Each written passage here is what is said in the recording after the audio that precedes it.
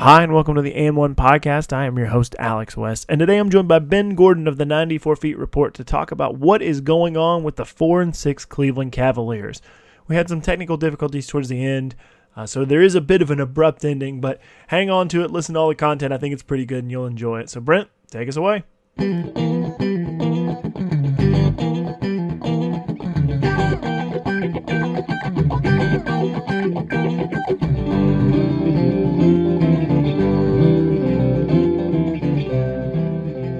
I'm joined today by my guest, Ben Gordon. Ben, how are you, sir? I'm all right. Awesome. A little rainy here in Easton, Pennsylvania. Okay, all right. It is a nice day here in North Carolina, but this is your second time on the podcast. You're coming back to visit with us again. We're glad to have you back. Happy to be here during the season. Yeah, the off season was long, and there were a ton of storylines, but I, for one, was glad for it to be over. It's funny. When you're in the off season, you have all this time and data to sort of just. The data is a weird way to put it, but you can just stew over all these numbers and video, and then the season starts and it throws everything out of whack. Oh, yeah, there's way too much basketball to even watch. I mean, yeah. I can't keep up with it. Today, I tried to watch, 3 different games this morning but to get ready for this, and, I still don't feel like I've prepped all that well because I've only watched, 80% of the Cavs games. Yeah. So, anyway, Today we're going to talk about the Cleveland Cavaliers a little bit. We may talk about some other stuff, just sort of drifting in and out, but they lost last night 117-115 to the Atlanta Hawks, who are 2-9, and now the Cavaliers are 4-6. They're in 12th place in the Eastern Conference, and things just do not look good. The body language looks bad. Everything looks bad. So, Ben, what's going on with the Cleveland Cavaliers? They're old. Okay. And the pieces don't fit, and they can't shoot threes as well this year. Okay. I think those are totally fair assessments. Yeah. I mean, when you add Dwayne Wade, Jeff Green, Derrick Rose, especially Derrick Rose, those are 3 guys that are not very good at shooting threes. And also not good defenders. I mean, No. So there is a myriad of problems that this team has been through. Let's just sort of break them down one at a time. One of the real problems that has sort of transfixed itself on this team is the fact that Jae Crowder has not played tremendously well. A player that came over in a trade from the Boston Celtics in the Kyrie Irving trade and was thought to be this quality 3-and-D guy, and he hasn't really acquitted himself as such. And I think that has been a real problem for them because it makes, if Crowder were to acquit himself as a quality 3-and-D guy and hit, say, 36% of his three-pointers and be able to defend the other team's best wing, I feel like it doesn't fix a lot of the problems, but I feel like it does help a lot of the problems. I think even if he just starts hitting threes, I mean, he's shooting 28%. He's a 35% career shooter, which is around league average. 28% is really bad. And then when he's sharing the floor with Derrick Rose or Jeff Green or Dwayne Wade, there's no space on the floor for them to move. Yeah, it sort of gets into that thing of that old basketball adage, or sort of new basketball adage, that you can only play one guy who can't shoot at a time. And it seems like Cleveland has lineups with multiple guys who can shoot, which is a sort of a stark contrast from what it was last year when it seemed like it was LeBron and 4 other guys at any given moment who could shoot 3-pointers. And that's just not the way it is this year. Yeah, it's so different. I mean, you trade Kyrie, who shot 40% from 3 last year. Kevin Love this year is shooting 35%, which is below his from last year. Last year he's at 37. I mean, they really are just not as much space on the floor. There's no space on the floor. It's not fun. I mean, Jeff Green is 30% from 3 this year. That's pretty good for Jeff Green, though, right? I mean, yeah. Jeff Green is one of those guys that when he leaves your team, you feel like they get better. I mean, it seems like every team is like that. Listen, he was a Celtics fan. He was a Celtic, and as a Celtics fan, I was not sad to see Jeff Green go, and I think a lot of people sort of agree with that on different fan bases. I mean, he's sort of, not to compare him to to say that Andrew Wiggins is as bad as Jeff Green. He's not. He's not close. I mean, Andrew Wiggins is a real player, but he's sort of like that Rudy Gay. You know, he looks like he should be a great player. He looks like he's long. He can shoot well for his position, I guess.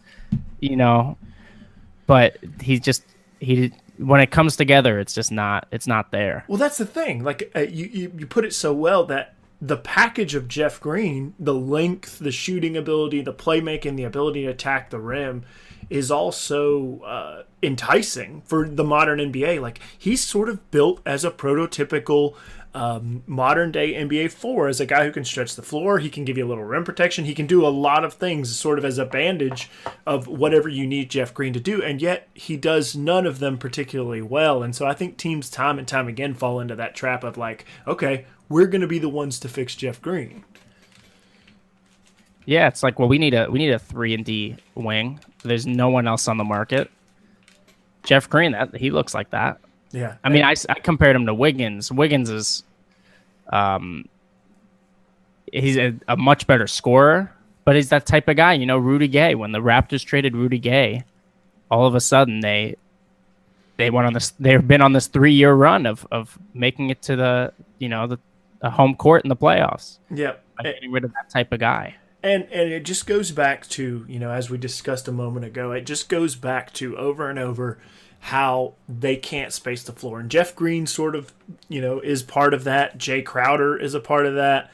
A lot of different players who have traditionally been good shooters, or in other cases like Derrick Rose and Dwayne Wade, not great floor spacers. But the lack of shooting has really put a damper on Cleveland's offense. And then sort of, conversely, to flip across the thing, I think everybody's talking about Cleveland's defense and how it is atrocious. They're 28th in points per game. They're 30th in defensive rating. And sometimes statistics lie, but I don't feel like there's much of a lie here. Having watched this team, this is not a good defensive team. Is this something that can change with effort, or is it, like you said, irreparably broken because of the pieces? I think it's broken. This has been the third year. I think the outlier is that they were able to beat Golden State once, because the defense is so bad. It was so bad last year, and it was just as bad against Golden State. I mean, when you have them blowing switches and rotations, they're just, even before they added Wade, Green, and Rose, they were so bad, and soon to be Isaiah Thomas, who is not going to help them. Oh no, it's only going to hurt defensively. And I love Isaiah Thomas. It's just not the right fit here. It's hard. It's hard to build a great defense with a bunch of old guys and guys who don't play defense and never really have. Yeah, I think there's an interesting question here, and I don't want to make it out like this is the center of the problem, but I think that there's this really interesting question of how much Kyrie did for this team. And he got a lot of flack, asking to be traded away from LeBron, all of that, whether you think it was rightful or not. But he really did do a lot of things for this team that they needed him to do. And it was, score points off of the ball, be able to move without the ball, be able to knock down 3-pointers. And the gravity that Kyrie created gave LeBron more space to work in. And the more I watch this team, the more I think that Kyrie was a necessary component for this team to even be competitive for an NBA title. I think we have to wait for Isaiah Thomas to decide that. But I think it's true. I mean, he was a 40% 3-point shooter. He didn't take that many threes, but 40% is unbelievable. He's an incredible one-on-one player, probably the best in the league. Him and Thomas are almost equal at that. I could see them missing him. I know when the numbers showed when Kyrie it was just him on the floor, he was really bad, or the team was really bad.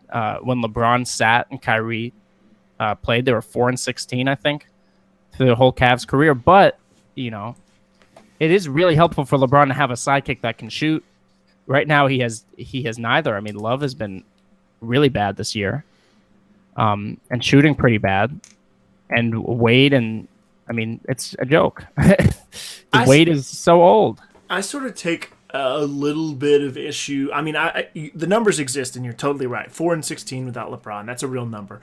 But the way the team is constructed, or the way the team was constructed when Kyrie was there, it was so LeBron centric that for me, it's hard to sort of place that at the feet of Kyrie of not being able to do things without LeBron, because LeBron is this ginormous Band-Aid. I mean, he goes over everything. He can be a rim protector. He can be a post-up player. He can be whatever it is you need him to be.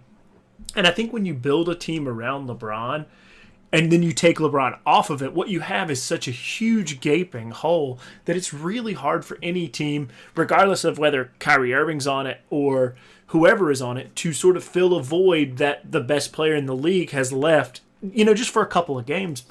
And I don't want that to sound like I'm being a Kyrie apologist, which, by the way, I 100% am a Kyrie apologist.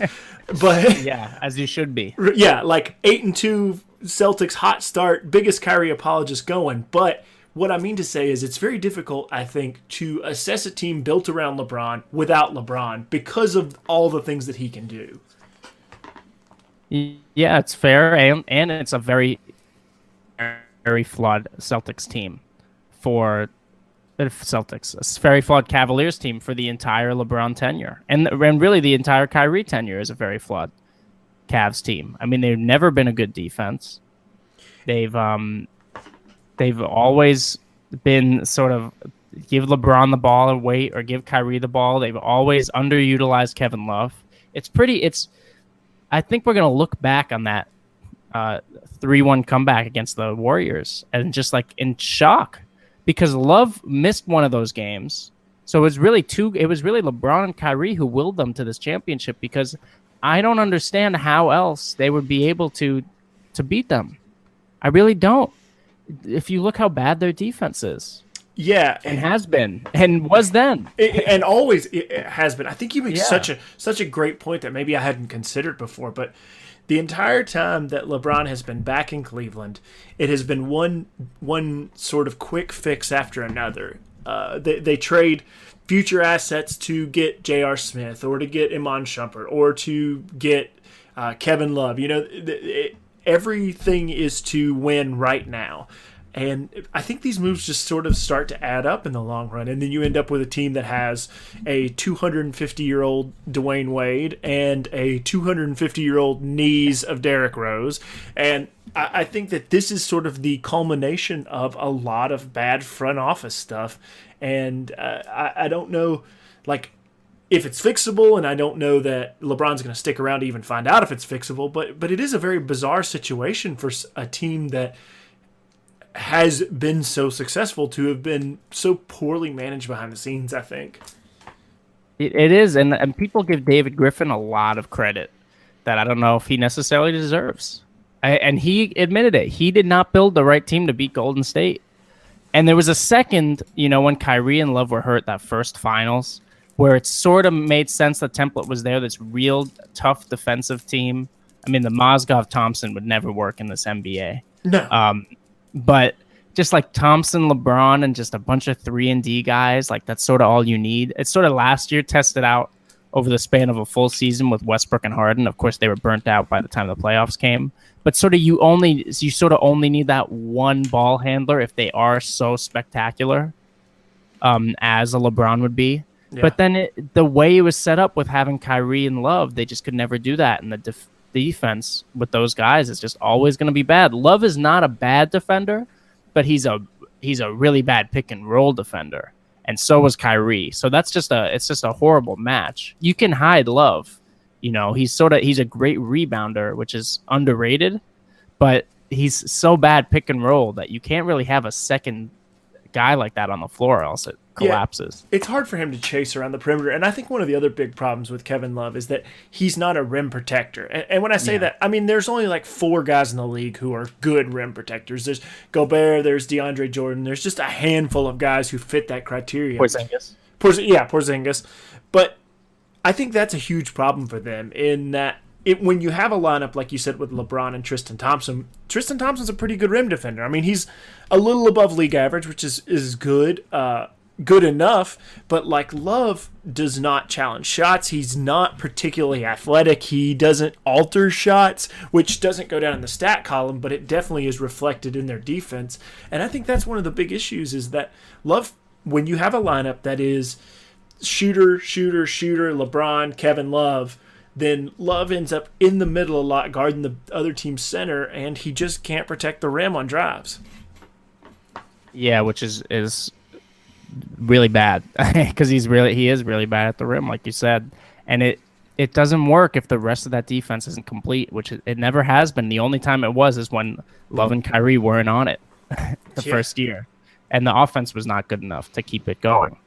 I think we'll look back at that first year, that 2015, where Kyrie and Love were both out, as one of LeBron's best moments as a player. I think that even though they lost the series, what he did in that series was so singularly impressive that'll be where in most cases a finals loss is a smudge on somebody's record. I think that one for LeBron is just absolute look into what he is capable of. And then they win the next year, and he's just been so impressive over the past 3 seasons. And it's kind of sad where the rest of this roster's at right now. Well, it's interesting because when you review all these off-season trades, what they could have gotten for Kyrie if they timed it better is they could have gotten a Jimmy Butler. Probably. Well, actually, I don't know. I don't know if Jimmy Butler would have accepted to go to Cleveland, but if they had timed the Kyrie trade better, they would have had a much better market earlier in the offseason. They wouldn't have had to settle for this package from Boston, which is funny because I was so defensive of the package they got. I thought it was a win for them at the point in the offseason. But even still then, they could have been able to move Love. They could have, for George, I know there was a story about how it was agreed that Love was going to go to Denver. Paul George was going to go to Cleveland. I know Indiana's happy about that they were able to make this weird move for Oladipo and Sabonis. That is genius now. I think Cleveland would much rather have Oladipo and Sabonis than Jae Crowder and Ante Zizic. I kind of think there's such a weird dynamic when it comes to reviewing these trades because, like you said, at the moment it looked like a really good package, and now we're 10 games into the season and it doesn't look good. And 10 games from now it might look genius again because of the nature of the NBA. But I think it's so weird to review the trade that way because I was on the other side of it, and I thought the Celtics made a really good deal, even though they gave up the Brooklyn pick. I thought that, I guess generally the rule of thumb for me is if you're a competitive team, you want to get the best player in the trade. And I feel like Kyrie Irving was the best player, and it wasn't close. And I love Isaiah, don't get me wrong. But having watched Isaiah probably 50 to 60 times last season, there are huge things in his game that are just based on the fact that he's 5'9" that are hard to overcome. And so as a Celtics fan, hearing that they swapped Thomas for Kyrie, and even with the Jae Crowder pieces, Jae Crowder was an expendable piece, which we've now seen, with the Boston's wing rotation that includes Gordon Hayward, or did include Gordon Hayward for 5 minutes. But I felt like you wanted to get the best player in the trade, and when you talk about trading Kyrie for Jimmy Butler, or when you talk about trading Kevin Love for Paul George, what you're talking about is the Cavaliers getting the best player. And that's certainly not what happened in any of the offseason moves that actually came to fruition. Yeah, and it's interesting with the Paul George, where it's looked so differently now than it was in the moment, because Paul George has really been marginalized in that Oklahoma City offense, which is pretty funny, and because Oladipo has been like the best player in the league. Yeah, not actually, but I mean Oladipo has been ridiculous. His numbers have been off the charts. I mean, when you Indiana's not good, and they're good stats, bad team guys, but he's averaging 23.8 points a game, 3.8 assists, and 4.3 rebounds, and doing a lot in terms of his advanced, his PER and stuff. He's got a 22.7 PER and a pretty high usage rate at 30%. I mean, he is doing a lot for the Indiana Pacers right now. Yeah, he is, and Sabonis too. Sabonis is like fifth in the league. Well, let me see this. Fourth in the league in field goal percentage, Sabonis is. Really? Which is ridiculous. The fact that people thought Sabonis was like a joke. And he's averaging 13.5 points a game right now. And 10 rebounds. That is not something to sneeze at. And 3 assists for a big guy is really good. And Myles Turner's been hurt for most of the season. And Sabonis is, he's 21 years old, so there's still a lot to go there. But yeah, it's so interesting, like making that point that the trade looked so good in the beginning, and now it doesn't look good, and how this thing will develop, whether Paul George finds his stride or not, is probably something that will happen at some point. But it is sort of interesting to take these reflective looks at things that happened a month ago, 2 months ago, 5 months ago, and how we have a different perspective on it even now. Yeah, it's really interesting. Oklahoma City's 4-5, but their point differential is +7.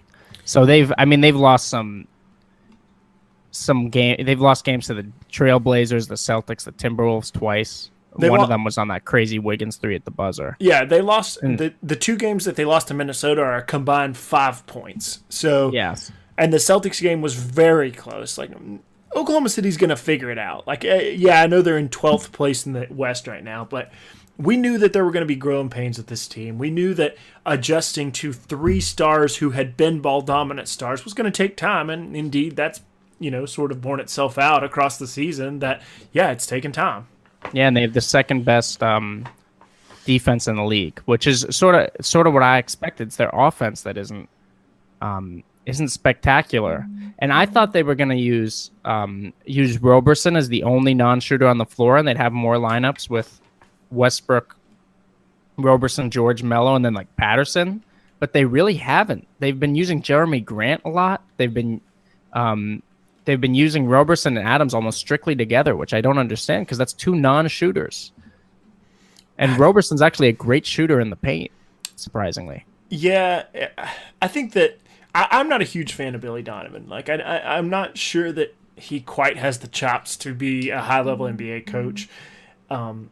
And I think that's sort of reflected in the way he uses lineups, because Steven Adams is one of the best centers in the league in terms of being able to defend the pick and roll. He plays around the rim. He doesn't have a ton of range, but he can play defense and he can rebound, and he is tremendous at both of those things.